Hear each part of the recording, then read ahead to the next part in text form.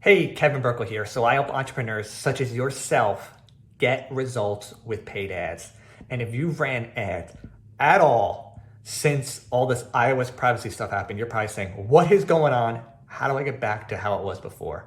So the big thing is that you got to do more work. It's not as easy as it once was, but luckily I figured it out. It took a while. When all the iOS stuff hit, I was like, what are we going to do? And it took a while, but we figured it out.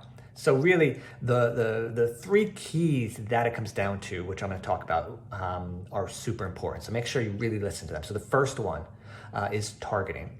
Facebook does not have the targeting it once did before. It just doesn't. That's thanks to Apple. The way to get targeting back is to leverage third-party data. One of the best, deepsinklabs.com. Check them out.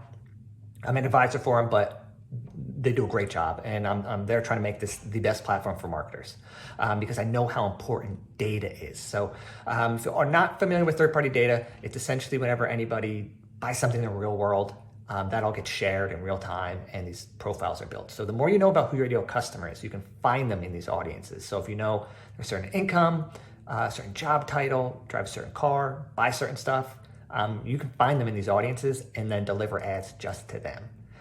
So highly recommend you're using third-party data. The second key is leveraging something called third-party tracking. So the big issue with iOS is that the platforms do not get the data for up to 3 days if somebody's opted out.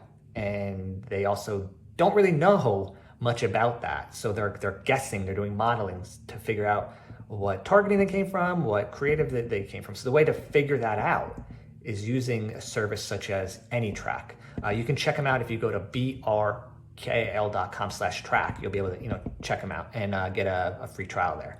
But the way it really works is that third-party tracking, I should say, is able to save like a click ID. So they're able to actually see exactly what ad and targeting they came from. And then in their dashboard on AnyTrack, you can actually see where they actually came from. And then the cool thing is that data can then get sent back into the platforms through like the Facebook conversion API, or Google has something very similar to it. So then Facebook and the platforms will end up getting the data that they are not getting from iOS. And then you can make decisions from there and optimize from there. And the final key is making sure that you have really fresh and really compelling creative.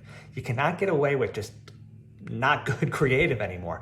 You have to think more deeply about the ad copy, the headline, and also the image or video. So as long as you're doing all three of those, you have a pretty good shot at getting back. I mean, we have some clients that before iOS, let's say they're getting $50 per lead. With iOS, it went up to like 100, freaking out. And then, with the new strategy with leveraging all these additional tools, we're able to get back into like, 25s, 30s. I mean, better than before, because the big thing is that many marketers out there have kind of given up. So there's a big opportunity if you do things the right way. Granted, it takes more time and more work, but the payoff at the end is so much better. So I hope this was helpful. If it was, share it with somebody you know. And if you'd like to speak with me or somebody on my team about, paid ads, all you got to do is go to brkal.com/call.